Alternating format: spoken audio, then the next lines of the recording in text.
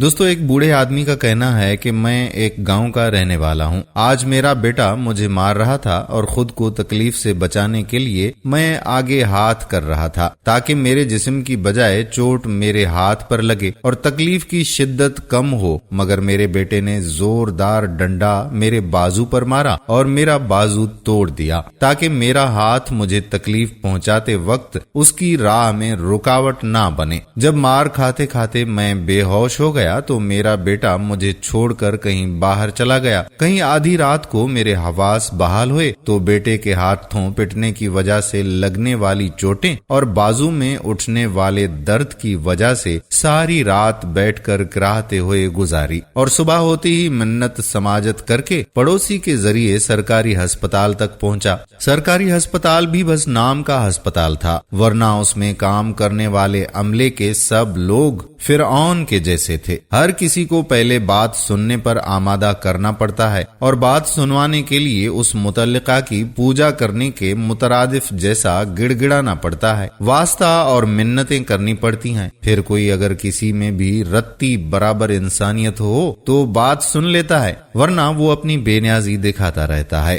بہت زیادہ منت سماجت کرنے کے بعد ایک کمپاؤنڈر نے میری بات مانی اور مجھے ایک سکون آور انجیکشن دے کر سلا دیا، کیونکہ ڈاکٹر صاحب کے آنے میں ٹائم باقی تھا۔ خیر، ڈاکٹر صاحب آئے، مجھے چیک کیا اور پٹی کر کے مجھے دوائیں دے کر فارغ کر دیا۔ بعد ازاں میں نے گھر جانے کی بجائے ملتان میں ایک فلاحی ادارے میں جانا بہتر سمجھا، اور اس فلاحی ادارے میں آج میری پہلی رات ہے اور میرے سامنے میرا ماضی گھوم رہا ہے۔ میں اس وقت 17 سال کا تھا جب میرے والد صاحب نے اپنے سگے بھائی یعنی میرے چچا کی زمین دھوکے سے ہتھیا لی تھی۔ چونکہ میرے والد صاحب پڑھے لکھے تھے اور پنجاب پولیس میں کانسٹیبل تھے، جبکہ میرے چچا ان پڑھ اور انتہائی سادہ تھے۔ اوپر سے ان کو اپنے بھائی یعنی میرے والد صاحب پر بے حد بھروسہ تھا۔ میرے والد صاحب نے اس بھروسے کا فائدہ اٹھاتے ہوئے میرے تایا کے نام پر موجود ساری زمین اپنے نام منتقل کروا لی، یہاں تک کہ جس گھر میں وہ مقیم تھا وہ گھر بھی اپنے نام کروا لیا، اور پھر پولیس سے ملی بھگت کر کے اسے گھر سے اٹھا کر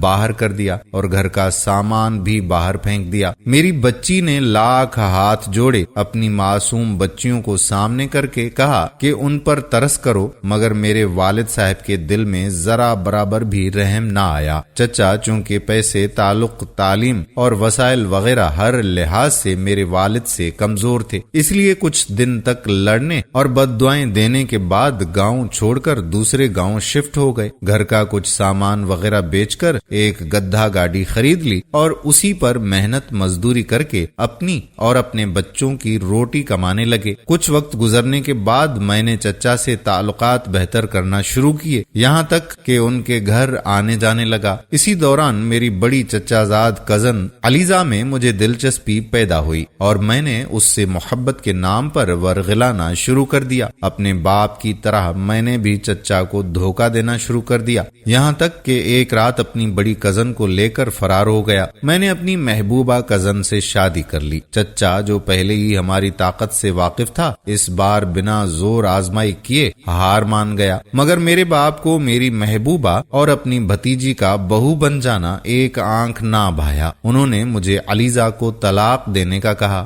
میں نہ مانا اور اپنے فیصلے پر ڈٹ گیا تو میرے والد صاحب نے حالات کی نزاکت کو سمجھتے ہوئے وقتی طور پر خاموشی اختیار کر لی۔ خیر، 3-4 ماہ بعد محبت کا بھوت میرے سر سے بھی اتر گیا اور اس کے بعد علیزہ کی اہمیت گھٹتی گئی، یہاں تک کہ شادی کے 2 سال بعد جب میں نے دل بھر کر اپنی نفسی خواہش پوری کر لی تو میرے والد نے موقع مناسبت دیکھ کر مجھے ایک بار پھر علیزہ سے جان چھڑانے کا کہا، اور اس بار جان چھڑانے کے لیے اسے طلاق دینے کا نہیں بلکہ اس جہان فانی سے رخصت کرنے کا فیصلہ کیا۔ یوں والد صاحب کی مرضی اور طریقے کے مطابق علیزہ کو ایک کمرے میں بند کر کے ہیٹر کی گیس کھول دی، یہاں تک کہ علیزہ تڑپ تڑپ کر مر گئی اور اس کی موت کو قدرتی موت قرار دیا گیا۔ یوں علیزہ بھی زندگی سے نکل گئی اور میں نے اپنا مطلب بھی پورا کر لیا۔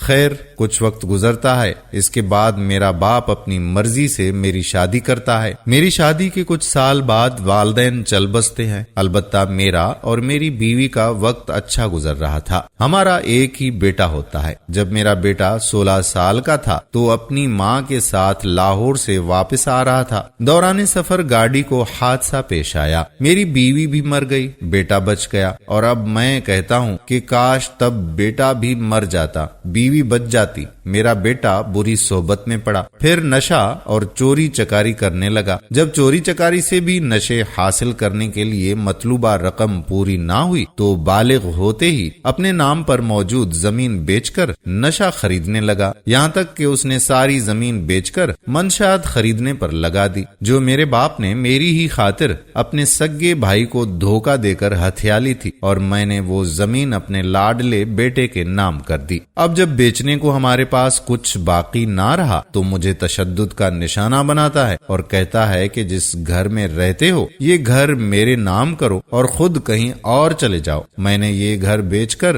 دوا خریدنی ہوتی ہے۔ میرے انکار کرنے پر میرا بیٹا مجھے پیٹتا ہے، میرے سامنے میرا ماضی چلتا ہے، کیسے میں نے اور میرے باپ نے ظلم کیے تھے، اور آج میں کس منہ سے اپنے اللہ کے سامنے شکوہ گناہ ہوتا ہوں۔ آج میرے بیٹے نے مار مار کر میرا بازو توڑ دیا، اور مجھے لگنے لگا کہ وہ کسی دن مجھے جان سے ہی مار دے گا۔ اسی ڈر کی وجہ سے میں ہسپتال سے سیدھا یہاں آ گیا ہوں۔ میں اب جب تک زندہ رہوں گا یہاں رہوں گا، اور موت کے بعد لاوارث قرار دے کر دفنا دیا جاؤں گا، اور وہ زمین میرے زوال کی وجہ بنی جو میرے باپ نے میرے چچا سے ہتھیا لی تھی، اور میں نے اس ظلم میں اپنے باپ کو سپورٹ کیا تھا۔ نہ صرف یہاں اکتفا کیا بلکہ بعد ازاں چچا کی عزت پر ہاتھ ڈالا اور دھجیاں ادھیڑ دیں۔ چچا کی بیٹی کو لے کر فرار ہوا تو چچا پر دوبارہ ظلم کیا، اور پھر اسی چچا زاد کو جس سے میں محبت کا دم بھرتا تھا قتل کر دیا۔ تو اب ایک بار پھر ظلم کی حد کو کراس کر لیا، لیکن اس کے باوجود مجھے مہلت ملی، مگر میں راہ راست کی طرف نہ پلٹا، یہاں تک کہ ہر ظالم کی طرح میری پکڑ کا بھی وقت آن پہنچا۔ آج میں کیے گئے ہر ظلم کا نتیجہ بھگت رہا ہوں، اور اس بات کی تصدیق کرتا ہوں کہ زر اور زمین واقعی ہی فساد کی جڑ ہیں۔ دوستو، یہ ہے اس باپ کی کہانی جس نے اپنی زبانی سنائی۔ اللہ سے دعا ہے کہ اللہ تعالی ہمیں صراط مستقیم پر چلنے کی کامل توفیق عطا فرمائے اور ایسے کاموں سے باز رکھے، آمین۔ ویڈیو پسند آئی ہو تو دوسرے لوگوں کی آنکھیں کھولنے کے لیے ان کے ساتھ یہ ویڈیو شیئر بھی کر دیں۔ آنے والی ویڈیو تک اپنے میزبان قادر بخش کلہوڑو کو اجازت دیجیے۔ اللہ حافظ۔